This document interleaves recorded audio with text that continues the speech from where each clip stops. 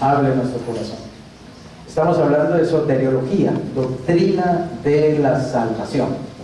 Y estamos viendo la segunda parte de esta serie. La primera parte la llamamos la necesidad de la salvación.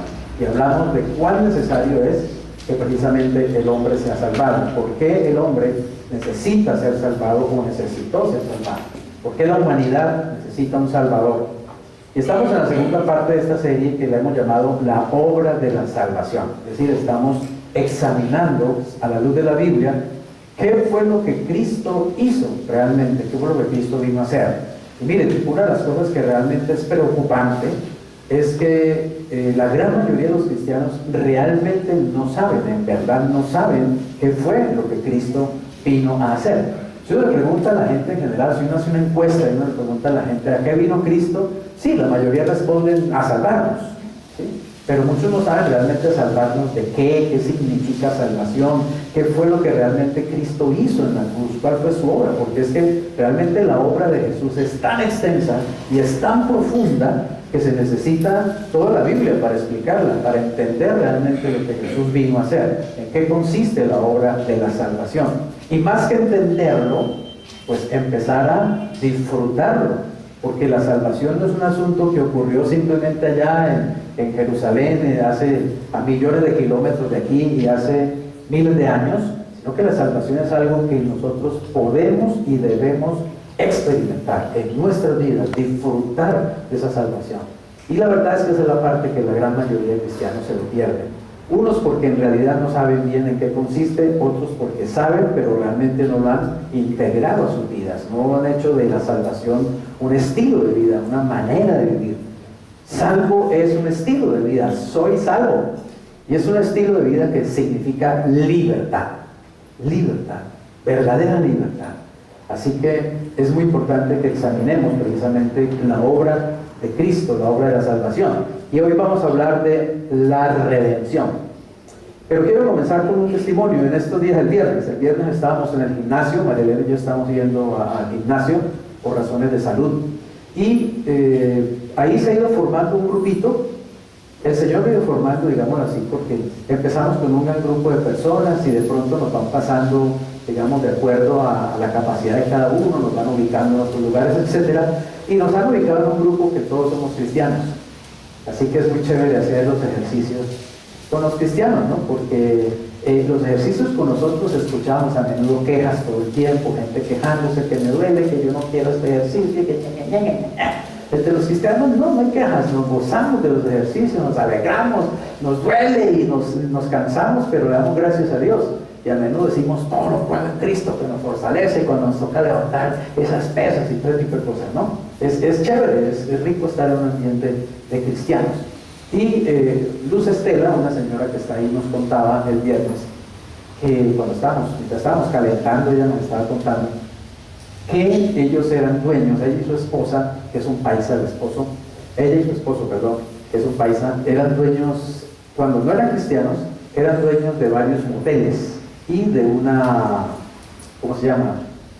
De una discoteca y algo así, ¿no? Entonces ella cuenta pues cómo era con esos negocios y la cantidad de dificultades que tenían. Y llegó un tiempo en que esos negocios se fueron dañando y todo se fue desbaratando y se les fue viniendo abajo, y llegó un momento en que quedaron en la ruina. Ella dice, yo andaba en el carro del año y cada 3 meses cambiaba de carro, o cuando quería, de pronto, me cansé de este carro y lo cambiaba por uno nuevo. O sea, vivían económicamente muy bien y de pronto todo se vino abajo, todo se derrumbó. Y ustedes saben pues lo que es una crisis económica, pero precisamente eso fue lo que Dios usó para que ella conociera al Señor. A propósito, nuestro propio lo conoció a través de la doctora Evelyn de Buenaventura, que es una mujer cristiana que conocí en los años 75, 76, una mujer llena del Espíritu, una mujer llena de gozo y una evangelista tremenda, evangelizaba todo lo que se movía.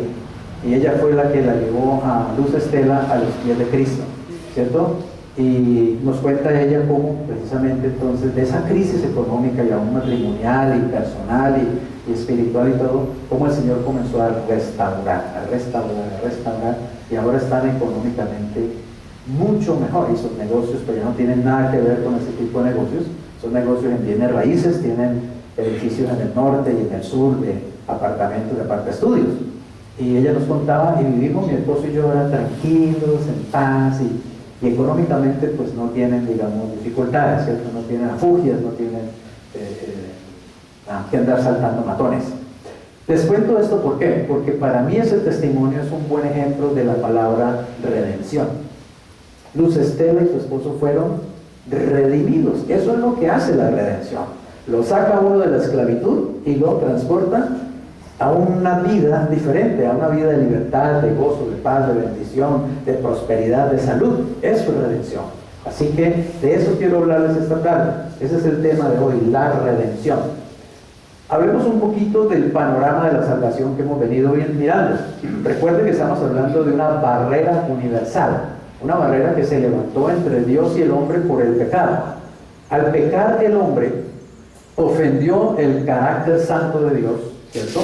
Y el hombre adquirió una deuda de pecado por haber ofendido el carácter santo de Dios. Además, vino, digamos, como resultado adquirir una naturaleza adámica, una naturaleza caída, una naturaleza pecaminosa. Y esto también trajo esclavitud bajo Satanás. El hombre quedó bajo la esclavitud satánica. Y además de eso, experimentó la muerte espiritual, o sea, la muerte en su triple dimensión, la espiritual, la física y la eterna, la condenación eterna.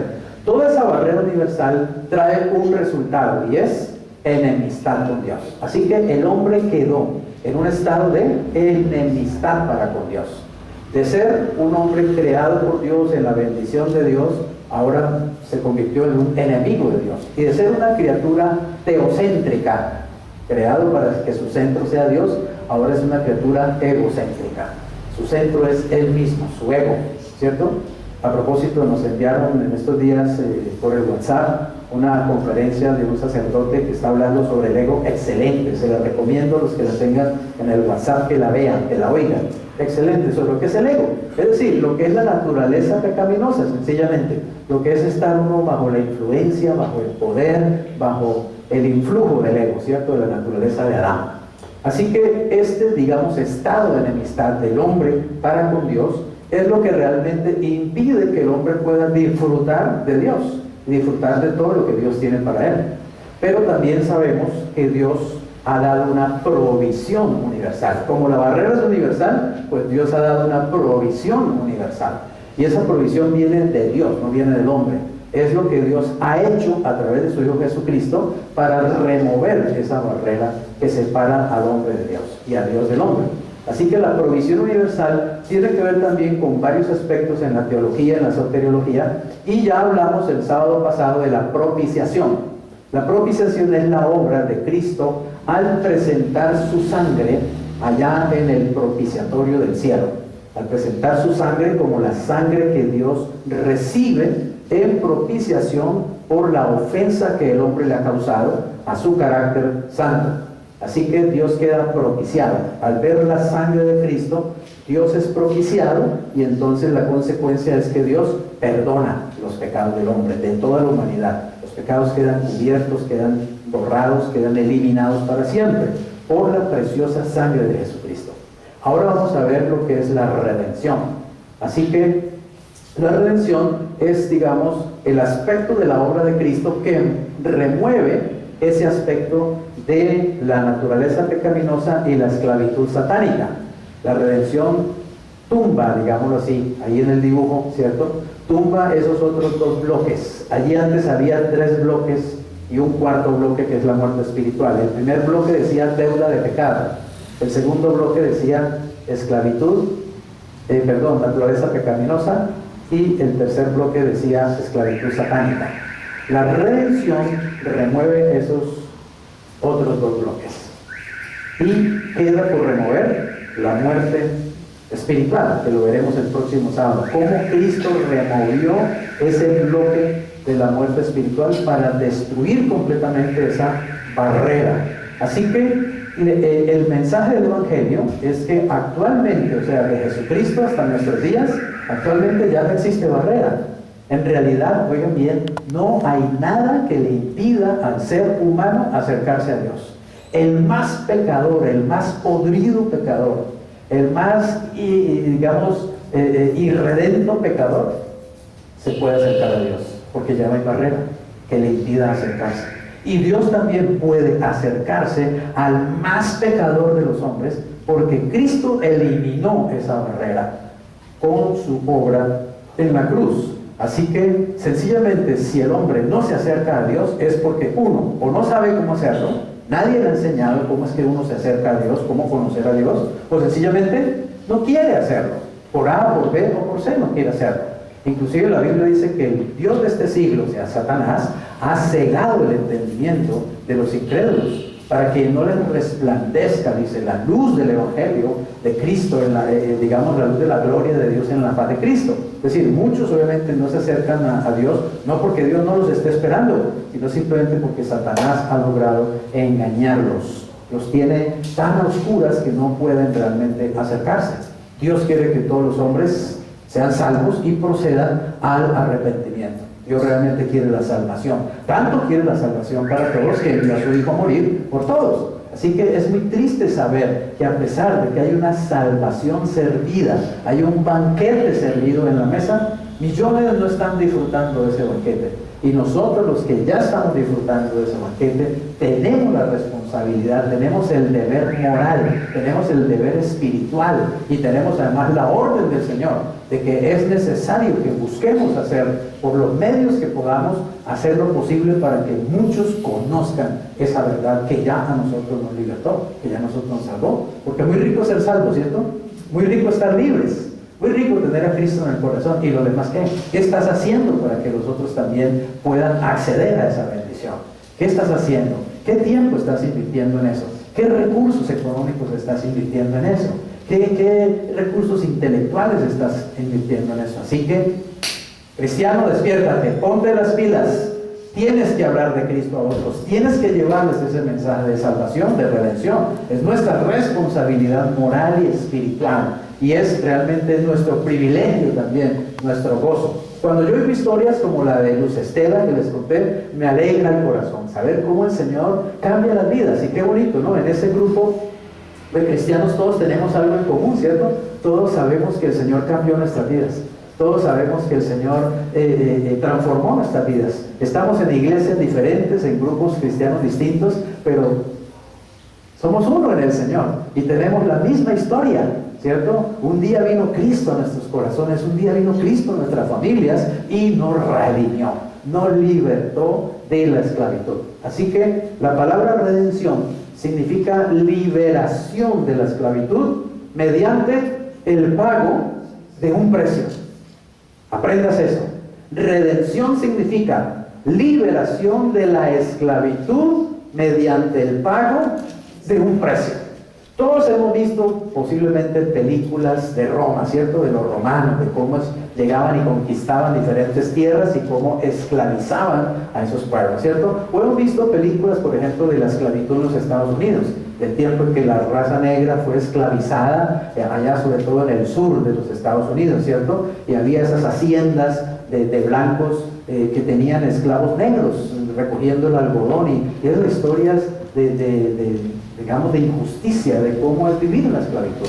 Aún la Biblia nos cuenta que el pueblo de Israel vivió 400 y tantos años esclavo bajo Egipto. O sea, la esclavitud es una de las cosas peores que le puede suceder a un ser humano. Hoy en día hay otras formas de esclavitud, ¿cierto? Hemos visto, por ejemplo, cómo empresas extranjeras van a Tailandia, a la China, a lugares como esos, y esclavizan a personas trabajando 16 horas diarias en lugares inmundos, en lugares que no tienen ninguna seguridad, con unos sueldos miserables. Eso es una forma de esclavitud hoy. Mucha gente hoy está esclavizada, digamos, por el sistema económico. Otros están esclavizados por diferentes bandas y mafias, ¿cierto? La esclavitud sexual, mujeres, hombres, niños que son esclavizados sexualmente, que son, digamos, capturados y engañados y metidos en una red de trata de blancas, por ejemplo, y cómo se esclaviza al ser humano.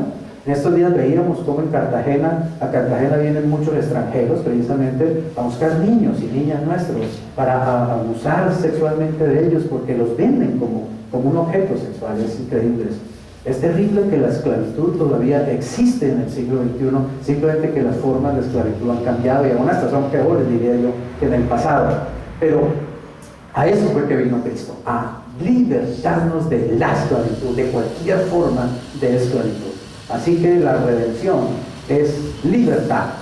Y ahí en la Biblia, ustedes saben que el Nuevo Testamento fue escrito en griego, y no fue escrito en griego por casualidad. El Espíritu Santo dio a los autores del Nuevo Testamento a que escribieran en griego, porque el griego es un idioma muy extenso, muy rico, y tiene la palabra exacta para cada cosa.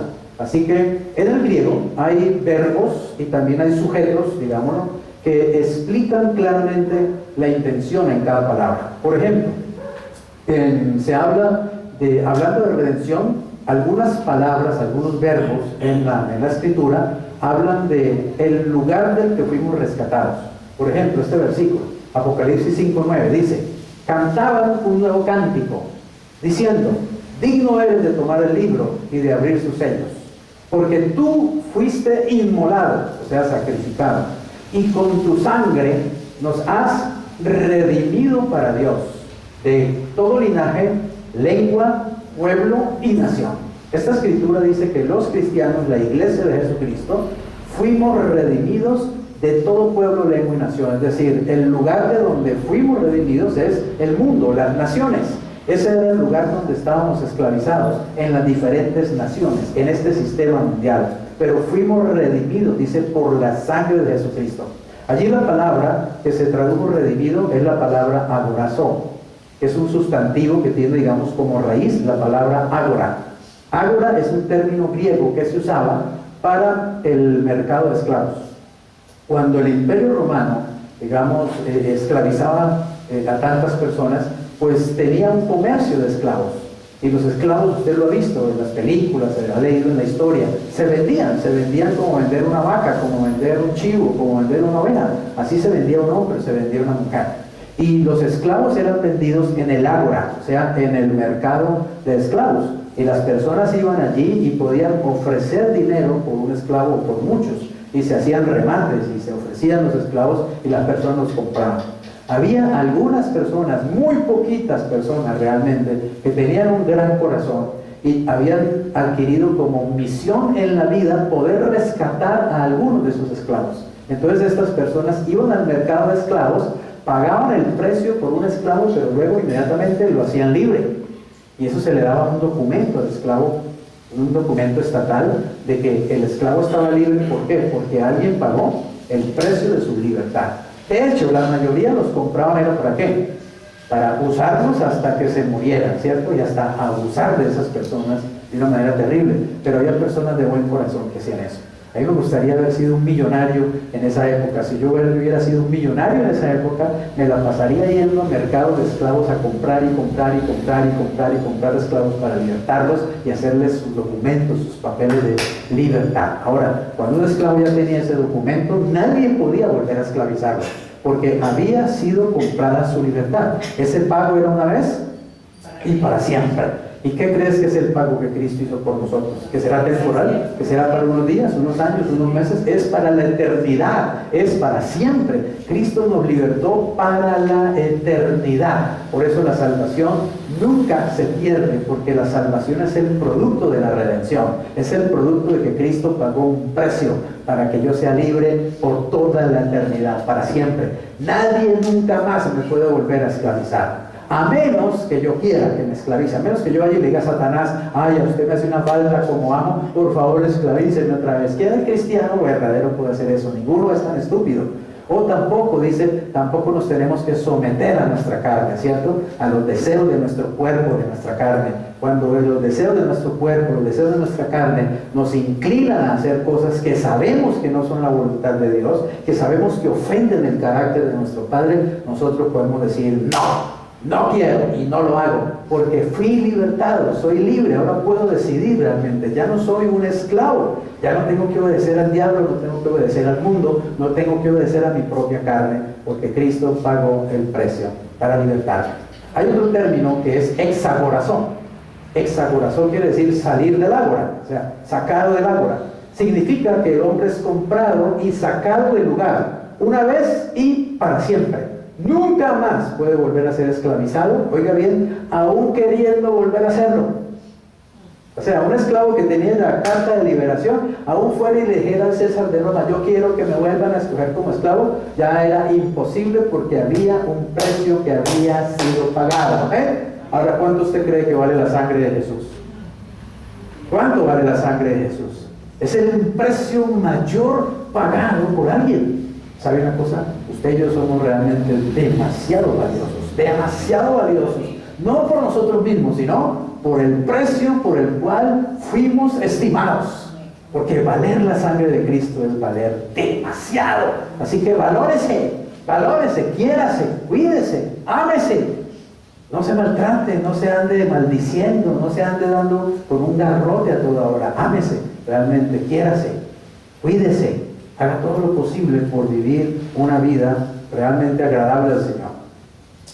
Gálatas 3:13 dice, Cristo nos redimió, o sea, exaborazó de la maldición de la ley, hecho por nosotros maldición, porque está escrito, maldito todo aquel que es colgado en un madero. O sea, Cristo lo que hizo fue colocarse en el lugar de la maldición, en el lugar del maldito, y así Él me libertó a mí de la maldición. Él tomó mi lugar realmente. Él hizo lo que nadie podría hacer por sí mismo, ni nadie podría hacer por mí. Si usted va a las Escrituras, allá a la narración de la crucifixión del Señor Jesucristo, fue más o menos a las 9 de la mañana. Empezó la crucifixión del Señor, lo empezaron a clavar y a levantar la cruz y todo eso, más o menos 9 de la mañana. Unas horas después es cuando Él habla con Juan, y ahí está María, su madre, y Él le dice, he ahí, mujer, he ahí tu hijo, y hijo, he ahí tu madre, ¿cierto? Él encomienda a su madre. A mí me llama la atención que el Señor está muriendo, lo están masacrando, ¿cierto? Y Él está preocupado por su madre y por sus discípulos, ¿cierto? Él no está preocupado por Él no está centrado en Él. Jesús nunca vivió una vida egocéntrica, Jesús vive una vida teocéntrica completamente. Y unos minutos después, digamos, Él habla con los dos ladrones crucificados a su lado. Sabemos que el uno acepta, ¿cierto?, a Jesús como el Salvador, el otro lo rechaza, y Él le da las palabras tan maravillosas a ese ladrón, ¿cierto? Hoy estarás conmigo en el paraíso. Y al mediodía, más o menos a las 12 del día, es que viene esa oscuridad tan tremenda, porque eso se puso fue de noche. Es decir, lo extraordinario de ese momento es que a las 12 del día se apagó el sol, es decir, como que el sol se fue. Vino una oscuridad tan impresionante, ¿cierto? Y en medio de esa oscuridad, pues se imagina, todo el mundo se quedó asustado, aterrado. La gente empezó a darse cuenta, oiga, la muerte de este hombre, la cosa es en serio. O sea, el cielo se puso triste, ¿cierto? Porque es el momento cuando el Padre se separa del Hijo, ¿cierto? Es el momento cuando Cristo muere espiritualmente. Es el momento cuando Cristo está experimentando la muerte espiritual, o sea, la ruptura de la comunión con su Padre, el alejamiento de su Padre. Imagínense la escena, todo se pone al mediodía oscurísimo, oscuro, no se ve una luz, todo el mundo está callado y de pronto se oye una exclamación que sale de allá de la cruz. Elí, Elí, lama sabachthani. Sale esa exclamación. Padre, ¿por qué me has desamparado? En ese momento Cristo estaba tan solo como nunca nadie ha estado solo en este mundo. Nunca nadie ha experimentado una soledad como la que experimentó Cristo en la cruz. El Padre lo ha dejado, el Padre le ha dado una espalda, porque Cristo es en ese momento maldito. Él es la maldición. Él lleva la maldición encima de Él. Él lleva el pecado de toda la humanidad. Él lleva la enfermedad de toda la humanidad, las iniquidades de todos nosotros. En ese momento Él es el pecado del mundo. Y no solamente el Padre le da la espalda, sino que cae sobre Él la ira de Dios, el juicio de Dios. Jesús empieza a experimentar en su alma, en su mente, en su espíritu y en su cuerpo, empieza a experimentar el juicio de Dios contra el pecado, la ira de Dios contra el pecado. Jesús tuvo que haber sido realmente sacudido. Yo creo que esa cruz hacía así, se sacudía con la ira de Dios cayendo sobre Él. Y yo creo que el cuerpo de Jesús temblaba completamente y su rostro fue desfigurado y digamos, todo en Él estaba experimentando un castigo demasiado grande. No alcanzamos a imaginarnos realmente lo que significa el sacrificio que tuvo que hacer Jesús por nosotros. Pero cuando entendemos algo de eso, entonces queremos vivir para Él. Queremos vivir para amarlo, para adorarlo, para servirlo y para darlo a conocer. No hay otra opción, no hay otra alternativa. Porque a Jesús es imposible conocerlo y no amarlo. Es imposible amarlo y no servirlo, no seguirlo, no obedecerlo. Así que, pero eso no fue todo. Eso no fue todo. Porque unos minutos después, o de pronto unos tantos segundos o minutos mejor después, se oye un grito. El último grito que da Cristo en la cruz. Pero ya no es un grito de desesperación. Ya no es un grito de soledad. No es un grito pidiendo auxilio. Es un grito de victoria. Tetelestai en griego. Consumado es. Consumado es. Fueron sus últimas palabras. Quiere decir, he acabado la obra de la redención que vine a hacer. He terminado mi trabajo. Lo he hecho perfectamente bien y es para siempre y es para beneficio de todos los que quieran disfrutar de ese beneficio, la salvación, la redención. Consumado es un grito de victoria, ¿cierto? Tetelestai quiere decir totalmente pagado. Es como que el Señor estuviera hablando en español y gritara en ese momento: he pagado totalmente. Entrega su espíritu y muere. Está pagada. ¿Y sabes qué está pagado? Tu salvación, tu libertad espiritual, emocional, física. Está pagada tu sanidad. Está pagado el hecho de que ya no tienes que obedecerle a Satanás absolutamente nada. Está pagado el hecho de que ya no tienes que ser un esclavo de este mundo, de este sistema político, religioso y económico corrompido. Está pagado que ya no tienes que ser esclavo ni siquiera de tu propia naturaleza pecaminosa. Antes de temprano, a las 5:10 de la tarde, se acerca mi hija al cuarto, me dice: papá, me siento tan mal, me siento realmente... no tengo ganas de nada, o sea, no tengo ni fuerzas en mi cuerpo, ¿cierto? Me siento mal, me duele todo, ¿sí? Le digo: típico de los sábados, hija. A la carne no le gusta alabar a Dios, a la carne no le gusta congregarse en la iglesia del Señor, a la carne no le gusta escuchar la palabra de Dios. Toda la semana estás perfecta, no te duele nada, y el sábado, ¡ay! Me duele todo. ¿No le pasa a ustedes? ¿Sí? El sábado, ay, no, estoy muy cansado, no, hoy no quiero salir, ay, ojalá llueva para no tener que ir, ¿cierto? Ojalá el pastor ya me diga que hoy canceló la reunión para no tener que ir. La carne simplemente. Pero no somos esclavos. Entonces yo le decía: hija, ¿sabes una cosa? Cristo nos redimió de la esclavitud de la carne. Tú no tienes que obedecerle a tu carne.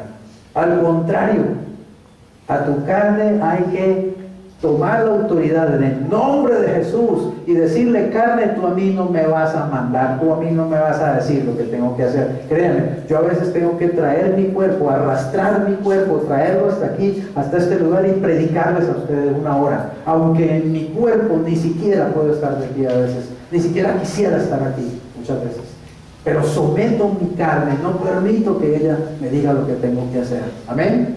Es el Espíritu Santo el que tiene que dirigir mi vida, y yo me someto al Espíritu de Dios, no a mi carne. Si uno se sometiera a los deseos de la carne, pues uno es un esclavo precisamente. Y eso es lo que pasa con el hombre sin Cristo, con la mujer sin Cristo, que son esclavos de sus pasiones, son esclavos de sus deseos, son esclavos de sus pensamientos todo el tiempo. Simplemente hacen lo que su naturaleza pecaminosa les dice. Pero los cristianos tenemos la naturaleza de Cristo en nuestras vidas y el poder del Espíritu. Y si somos conscientes de eso, y si también somos conscientes del precio tan alto que se pagó para que seamos libres, entonces no vale la pena someternos al pecado, no vale la pena someternos al enemigo. Yo le digo al Señor: Señor, yo quiero que en mi vida tu sacrificio valga la pena. Amén. Que tu sangre no se pierda, Señor.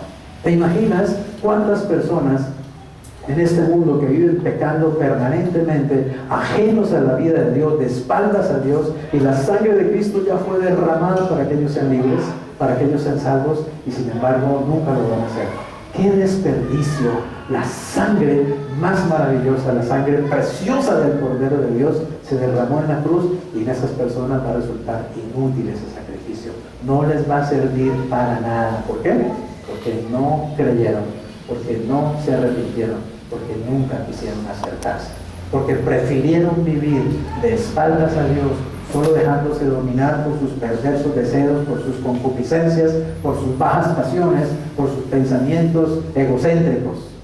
Pero tú eres un cristiano, tú eres una cristiana, tienes que saber quién eres, tienes que saber dónde estás, tienes que saber cuánto vales, cuánto se pagó por ti, y tienes que saber a quién sirves, a quién amas, a quién sigues, para que lo honres conscientemente todos los días de tu vida, con todo lo que hagas, sea de palabra, sea de hecho, sea, digamos, de acción o de actitud. ¿Amén?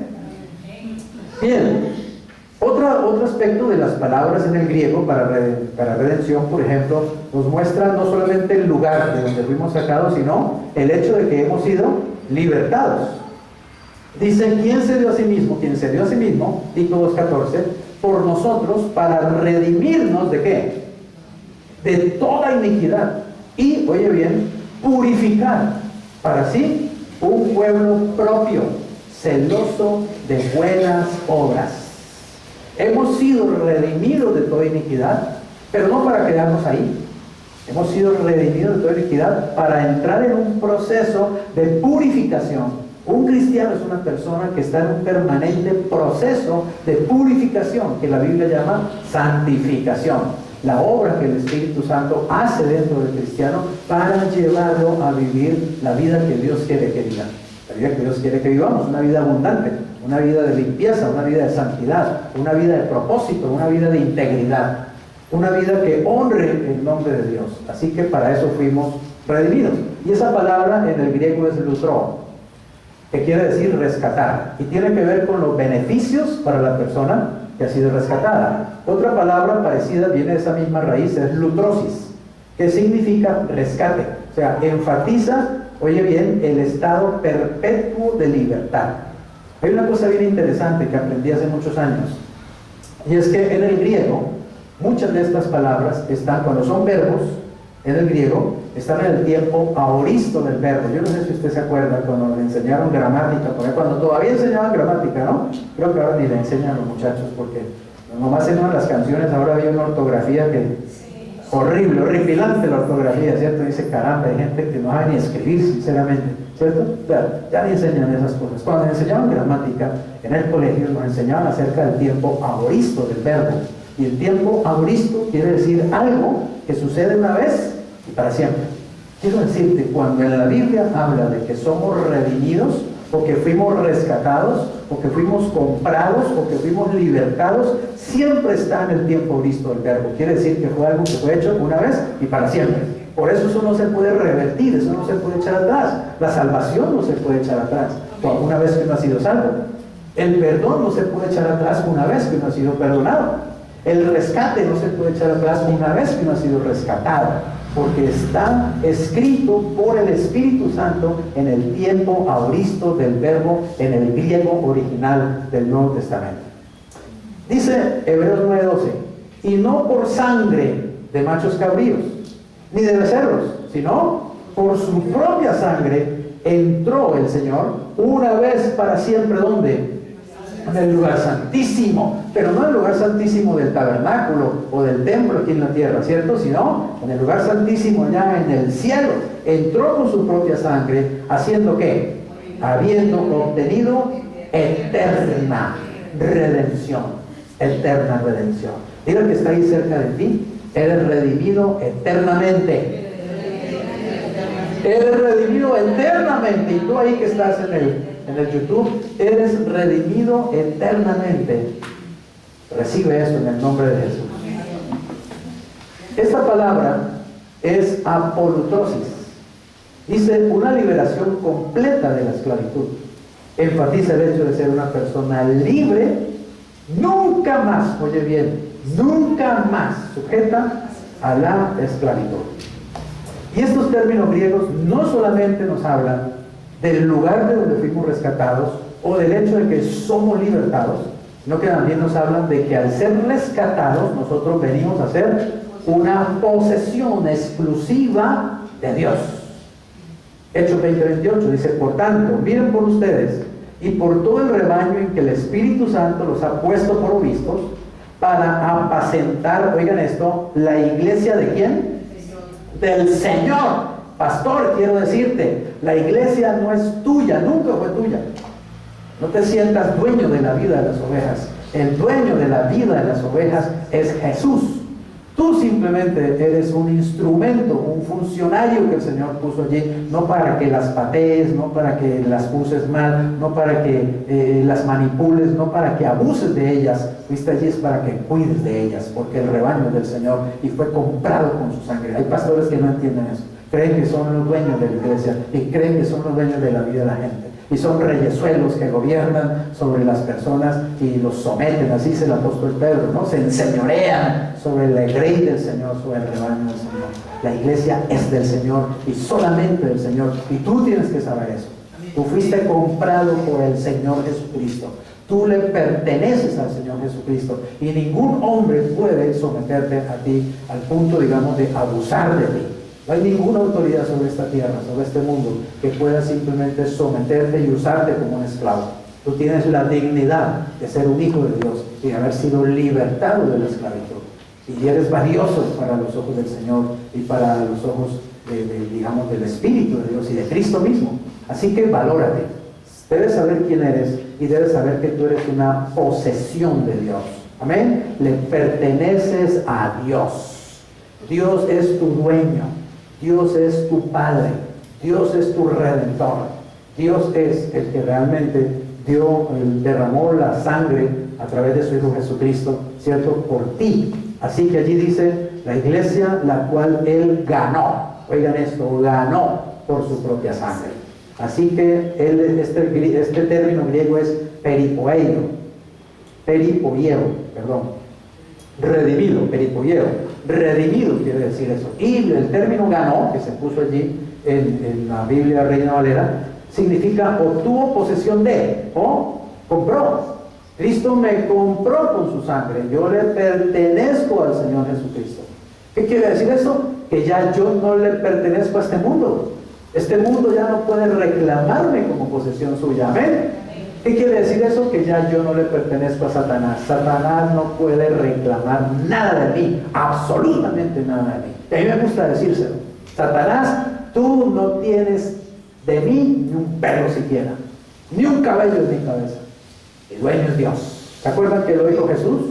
Él dijo, ahora viene el príncipe de este mundo, pero él nada tiene en mí. Quiere decir, él no tiene ningún derecho sobre mí. ¿Por qué? Satanás nunca tuvo ni un solo derecho sobre Jesús, porque Jesús nunca fue de Satanás ni un solo segundo de su vida, porque Jesús jamás se sometió a Satanás ni por un segundo de su vida, porque no había pecado en Jesús. Ahora podemos decirle, gracias a la redención, podemos decirle a Satanás, Satanás, Jesús te quitó todo derecho sobre mí. Ahora yo conozco la verdad.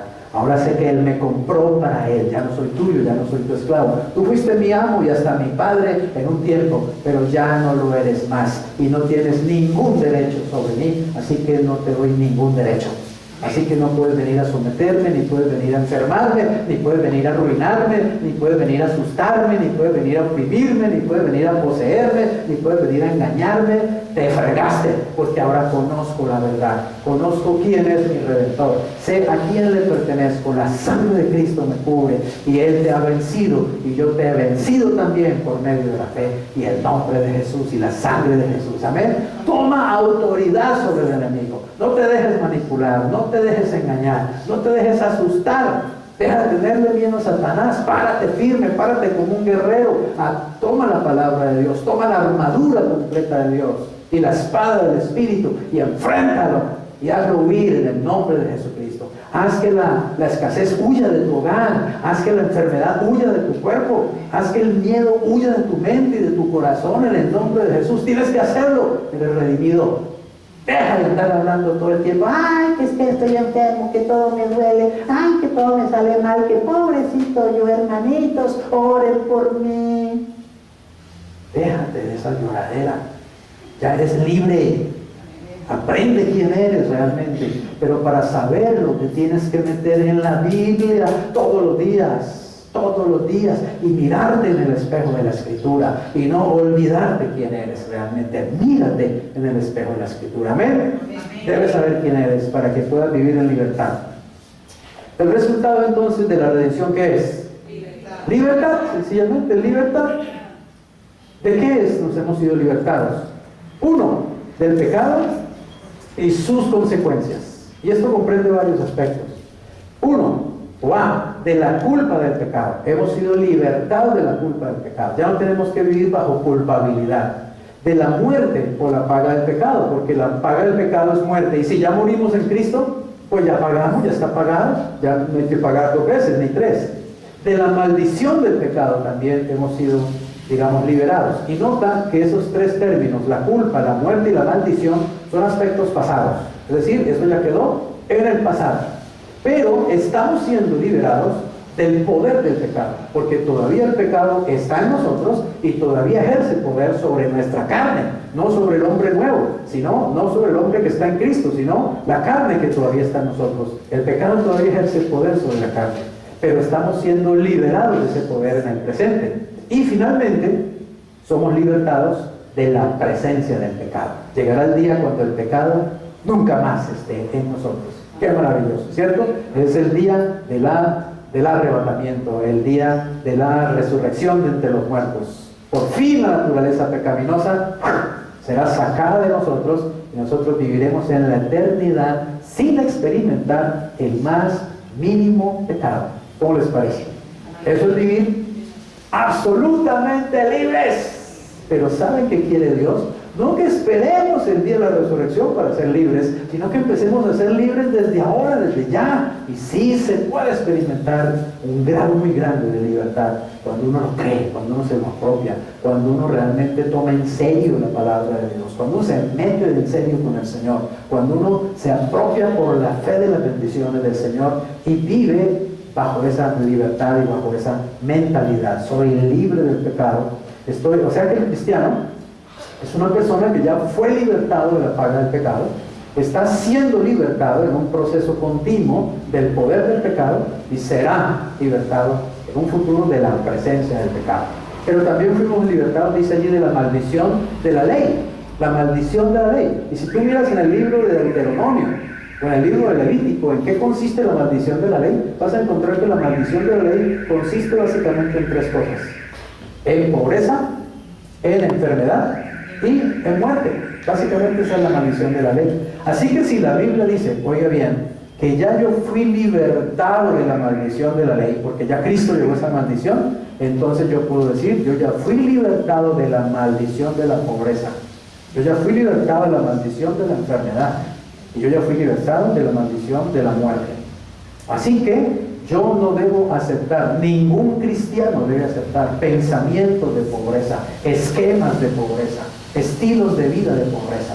Yo no quiero decir que todos los cristianos tienen que ser ricos, que todos los cristianos tienen que ser millonarios y que los cristianos tienen que dedicarse únicamente a ser ricos. No, pero sí que ningún cristiano debe aceptar la pobreza. Amén. Ningún cristiano debe llenar su mente de pensamientos de pobreza y de escasez. Es decir, no, estoy pobre y gloria al Señor. No, ningún gloria al Señor, eso no glorifica al Señor. Porque Cristo vino a reventar realmente, precisamente esos esquemas de escasez y de pobreza. Eso es pobreza mental del cristiano. Eso es un cristiano que no ha renovado su mente. Es un cristiano que no ha leído bien la palabra de Dios y que seguramente ni siquiera la está creyendo. O está creyendo en esquemas religiosos. De que ser pobre es lo que Dios quiere, que ser pobre es la bendición, que ser pobre es, digamos, es lo que le consigue en el cielo. Pura mentira, pura caspa, pura paja. Eso no es verdad. Así que no aceptes esos esquemas de mentira. Tienes que buscar progresar. Todo cristiano debe buscar mejorar sus finanzas, debe buscar mejorar su vida económica. Y tiene que dejar de ser perezoso y tiene que dejar de ser religioso y simplemente decir, no, yo nada puedo hacer, el Señor proveerá. Déjate de eso, cristiano. Eso no es verdad. Esfuérzate. pellízcate, muévete para que mejores tu vida económica. No creas que estando ahí sentado esperando que llueva del cielo tu economía va a cambiar. No va a cambiar, al contrario, Satanás te va a empobrecer cada vez más porque él quiere ir contra la palabra de Dios. Pero yo tengo que decir, yo fui redimido de la pobreza, por lo tanto haré todo lo que esté de mi parte para mejorar económicamente. Amén. Así que piensa realmente con pensamientos de prosperidad. Ahora bien, igual con la enfermedad, no aceptes la enfermedad. O sea, ningún cristiano va a decir, ay, tengo un cáncer, gloria al Señor. El médico dijo que voy a vivir 3 años, 3 meses nada más, que tengo 3 meses de vida, gloria a Dios, la voluntad del Señor se echa. No, nada de eso, no aceptes la enfermedad. No aceptes la enfermedad como un estilo de vida. Hay cristianos que viven enfermos todo el tiempo, toda la vida, todo el tiempo. Hablo con ellos y siempre algo les duele. ¿Cómo estás? Ay, pastor, con un dolor por acá, ¿verdad? Es que me entra por aquí, me sale por acá y me vuelve a salir por acá, pastor, y es que, ay, es que lloro, llore por mí, y es toda la vida enfermos. ¿Sabes? Eso está aquí. Realmente. Libérate, renueva tu mente. Llénate de la verdad del Señor y grita y continuamente declara: yo soy sano por la sangre de Cristo, yo soy sano en el nombre de Jesús y reprendo toda enfermedad y toda dolencia en mi cuerpo. Amén. Obviamente, algún día nos vamos a morir, de algo nos tenemos que morir, pero yo no me quiero morir todavía ni me voy a morir todavía. Amén. Cuando me toque me voy a morir, pero todavía no. Así que yo ahora no acepto nada de enfermedad, ni dolencia, ni nada de esas cuestiones, ¿cierto? Ahora bien, lo mismo muerte. De hecho, nos vamos a morir. Es imposible no morirnos físicamente. Pero ¿saben? Uno tiene que buscar morirse también lo mejor posible, ¿o no? Morirse dignamente. ¿Por qué tendremos que morirnos amputados, ciegos, tuertos, mudos, o qué, o locos? No, ¿por qué? Yo le pido, Señor, dame una muerte que aún mi muerte te glorifique, Señor. Mi padre va a cumplir mañana 97 años. 97 años. Y es un hombre que está lúcido completamente. Está lúcido. Y todavía camina por sus propios pies. No quiere que uno lo ayude. Sí, él se para de un asiento y comienza a andar como un niño, pero él camina. Dice: es que yo puedo todavía caminar. Sí, es que yo no estoy muerto todavía. Amén. Así que eso quiero yo. Digo: Señor, dame 90 años. Eso le pido, Señor. Dame 90 años, bien vividos. De ahí para adelante toda la ñama que quiera, Señor. ¿Sí?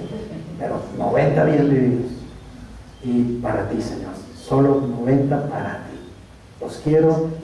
Los cumplí 65 y los 25 más que le estoy pidiendo al Señor, los quiero vivir solamente para Él. Para Él. Y Dios sabe cómo es mi corazón y cómo son mis oraciones con Él. Yo creo que Él me lo va a conceder. Amén. Solo para Él. No me interesa vivir para nada más ni para nadie más. Para Él. Ahora dice también que fuimos libertados, obviamente, ¿de qué? De la esclavitud satánica. Qué bonito lo que le decía, ¿no? Poder decir a Satanás: Satanás, venga, acérquese. Ay, usted es medio sordo y medio pendejo, venga, acérquese. ¿Sí? Venga, que le voy a hablar. ¿Sí? Usted no tiene ningún derecho sobre mí, lárguese. Y se lo digo en el nombre de Jesús. Y punto. Romanos 6, 11 al 14 dice: así también ustedes considérense muertos al pecado. Oiga, considérense muertos al pecado, pero vivos para Dios en Cristo Jesús, Señor nuestro. No reine pues el pecado en su cuerpo mortal, de modo que lo obedezcan ¿en qué? En sus concupiscencias, o sea, en sus deseos desordenados. Ni tampoco presenten sus miembros al pecado, o sea, no se rindan al pecado, ¿cierto? Como instrumentos de iniquidad, sino preséntense ustedes mismos a Dios como vivos de entre los muertos y sus miembros a Dios como instrumentos de justicia. Señor, que mis ojos sean instrumentos de justicia, que mi lengua sea un instrumento de justicia, que mis manos sean instrumentos de justicia, que mi corazón sea un instrumento de justicia, que mis pies sean instrumentos de justicia, Señor. Yo le niego mis ojos a ver cosas que mis ojos no tienen que ver. Y tenemos esa autoridad, ¿está claro? Y tenemos ese derecho de quitar nuestros ojos de lo que sabemos que no quiere Dios que veamos. pornografía y vulgaridades y cosas de esas. Mis oídos también puedo quitarlos. Conversaciones ahí inútiles, conversaciones obscenas, palabrotas y todo. Yo puedo decir, me retiro. Mis oídos no tienen por qué estar oyendo esta porquería, no me interesa. Y puedo hacerlo, y no tiene que tener autoridad para hacerlo. Amén. Tiene que hacerlo, usted tiene que saber quién es. No le dé miedo a la gente. Ay, no, qué pena, es que me van a decir religioso, me van a decir fanático. Que digan lo que les dé la gana. Usted sabe quién es y punto. Ahora bien, porque dice el pecado, esto es maravilloso, no se enseñoreará de ustedes. ¿Por qué? Pues no están bajo la ley, sino bajo la gracia. Es decir, estamos en una situación, nos puso el Señor en una situación en que ahora le podemos decir también al pecado, decirle al pecado igual, llama al pecado y también dígale, venga pecado acá, venga. Y dígale, no me le voy a someter a usted, punto. Porque Cristo me hizo libre. No tengo por qué obedecer al pecado. No, que vení, que hagamos esto, que hagamos aquí, que hagamos eso. Yo no participo en esas cosas, yo soy cristiano. ¿Está claro? Que la gente sepa que eres un cristiano en toda parte donde vayas. Que la gente sepa que no cuentan contigo para estas cosas. Yo siempre les he contado cuando trabajaba en Warner Lambert cómo los viernes se armaban los corrillos y entonces a dónde nos vamos a ir a beber y a qué bar por ahí nos vamos a ir donde las muchachas y todo. Y nadie me gustaba el viernes. Nadie. Sabían que no contaban conmigo para nada. Sabían que Rojas llegaban a las 5 de la tarde, el viernes iba para su casa, punto. Y era soltero. Y era muy joven. Pero yo sabía quién era y con quién estaba. Pero el lunes, en mi mesa de dibujo, ahí iban desfilando, iban llegando. Rojas, ¿tiene un tiempito? Sí, hombre, ¿qué pasa? No, hermano, es que me pedí una borrachera el viernes, ¿cómo les parece? Que me tiré toda la quincena y tengo un problema con mi esposa y yo le por mí y ayúdenme a decir. Consejería, ¿cierto? Y venía el otro, uy, Rojas, ¿tiene un tiempito? Sí, como no, me vi con una vieja, pues me pegaron una veneria y una pero el viernes no me conocía. Y yo que no me conozca, no me importa, realmente, no me interesa, ¿cierto? Su rumbo y su cuestión. Es así, tenemos que decirle no al pecado. Yo estoy muerto para el pecado, sencillamente. Cuando el pecado me llama, yo no oigo, ni veo, ni entiendo, estoy muerto. Pero si me llama Dios, ¿qué ordena mi general? ¿Qué quiere de mí? ¿Amén? Esa es la vida que tenemos que vivir. Bien, vamos a terminar viendo estos dos versículos. El cual dice, en Colosenses 1, 13 y 14, nos ha, oigan, siempre el tiempo auristo del verbo, ¿no? Nos ha librado, quiere decir, para una vez y para siempre. El cual nos ha librado de la potestad de las tinieblas y trasladado, igual una vez y para siempre, al reino de su amado Hijo, en quien tenemos ¿qué? Redención por su sangre, el perdón de pecados. Él perdonó ya todos mis pecados. Quiere decir, soy libre. ¿Cuál es mi problema con Dios? ¿O cuál era mi problema? El pecado. Y si Él ya los perdonó, me perdonó mis pecados, soy libre. No tengo por qué vivir con la culpa de esos pecados. Si yo ya los confesé y ya me he apartado, yo no tengo por qué vivir con la culpa de esos pecados. ¿Para qué vivir recordando cada pecado del pasado? Que, uy, es que eso que yo hice, uy, es que viene ya. No, así no se puede vivir. No viva con retrovisor. Viva hoy, el presente. Usted ya es libre y imagínese un futuro todavía mejor, más libre, más hermoso. Y finalmente lo que dice Juan 8:32, y saltamos del 34 al 36. Esta frase usted sabe que es maravillosa, ¿cierto? Hasta el mundo la está usando continuamente. Y conocerán la verdad. La verdad los hará ¿qué? Libres. Pero ¿quién es la verdad? Cristo es la verdad. Jesús le respondió, de cierto les digo, que todo aquel que hace pecado, esclavo es del pecado. El hombre natural, sin Cristo. Y el esclavo, oigan esto, no queda en la casa, es decir, en la casa de Dios, en el reino de Dios, para siempre. El Hijo, o sea, el Hijo de Dios, el que ha sido nacido de nuevo y ha sido convertido en Hijo, sí queda ¿para cuándo? Para siempre, porque estamos ya en la casa del Padre, para siempre. Pero así que si el Hijo con H mayúscula, el Hijo por excelencia, el Hijo unigénito, los liberta, ¿cuál es el resultado? Serán verdaderamente libres. Así que dile otra vez al que está a tu lado, eres verdaderamente libre. Eres verdaderamente libre. Quiero decírtelo a ti que escuchas ahí. Eres verdaderamente libre si tú realmente le has entregado tu corazón a Jesús.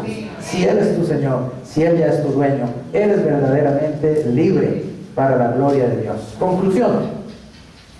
Una vez que recibo la redención, soy legalmente libre. Oigan que esto es un asunto legal, ¿sí? Redención es un término legal. ¿Por qué? Porque hubo una transacción económica, hubo un precio que se pagó para libertarnos. En la cruz hubo un negocio, realmente, una transacción económica. Cristo se puso en mi lugar para que yo pudiera estar en el lugar de Él. Y Él con su propia sangre pagó un precio. Ahí hay una transacción económica de por medio para que yo sea salvo, para que yo sea libre. Así que legalmente, ¿cierto? Soy libre de Satanás y de mi propia naturaleza pecaminosa. Mi naturaleza pecaminosa no tiene por qué gobernarme a mí. ¿Por qué decirme cuándo me levanto? ¿Por qué decirme cuándo voy o no voy? ¿Por qué decirme si puedo o no puedo? Ella no es mi dueña. Mi dueño es Jesús. Mi dueño es el Señor Jesucristo. Así que vivamos esa libertad. Dios quiere que usted goce de esta libertad. ¿Cuándo? ¿Cada cuándo? Diariamente. Entonces, ¿cómo se hace? Apropiándome de ella diariamente por fe. Por fe. Aprenda a decir desde que usted se levante, soy libre. Y tengo todo un día para vivir en la libertad con que Cristo me hizo libre. Me dispongo a vivir en esa libertad y no dejaré que nada me haga su esclavo. En el nombre de Jesús. ¿Amén? Padre, te damos gracias. En el nombre de Jesús. Dios, gracias por haber realizado, por haber pensado, por haber planeado esta plan tan maravillosa de redimirnos. Gracias por haber enviado a tu Cordero, Señor, a tu Hijo unigénito, para que realizara ese plan. Gracias, Jesús, porque lo hiciste maravillosamente, perfectamente, Señor.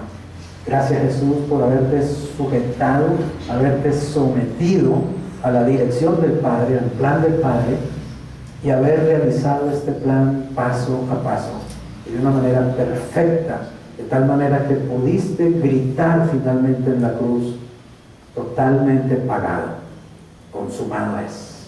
Jesús, no tengo palabras y no me alcanza esta vida tan corta para darte las gracias, pero mientras viva, viviré para exaltarte, para agradecértelo, Señor.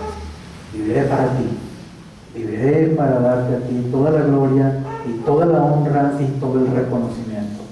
Viviré para hacer lo que esté posible de mi parte, Señor, para que muchos otros conozcan esta verdad y te conozcan a ti y lleguen a ser salvos y libres. Viviré, Señor, invertiré mi tiempo, invertiré mis talentos, invertiré mis cualidades, invertiré los dones que tú me has dado del Espíritu, Señor, invertiré todo el dinero que tú me des para esa causa, Señor Jesús, para que te conozcan a ti, el único Dios verdadero, para que sepan que hay un Salvador, que hay un Redentor que pagó un precio para hacerles libres. Usaré mi garganta, usaré mis ojos, usaré mis manos, usaré mi cuerpo, mi alma, mi espíritu, usaré, Señor, el dinero, usaré los medios de comunicación posibles para que esto sea realidad, Señor. Me comprometo delante de ti, Padre amado. Gracias porque tú te comprometiste conmigo, Señor Jesucristo, al punto de dar tu vida, al punto de derramar tu sangre. Nunca dejaré de agradecértelo. Siempre, Señor, me humillaré delante de ti y reconoceré que es por tu gracia, que es por tu misericordia que ahora soy libre, Señor. Me dispongo y tomo la decisión de disfrutar diariamente de esta libertad que tú me has dado, Señor Jesucristo. En el nombre tuyo oro, en compañía de mis hermanos, Señor, y pido que tu bendición repose sobre ellos y que esta libertad también, Señor, esté en ellos y sobre ellos continuamente para tu gracia, para tu gloria, Señor. Amén y amén. Amén. Amén. Bendiciones. Dios les guarde, Dios les bendiga. Que pasen un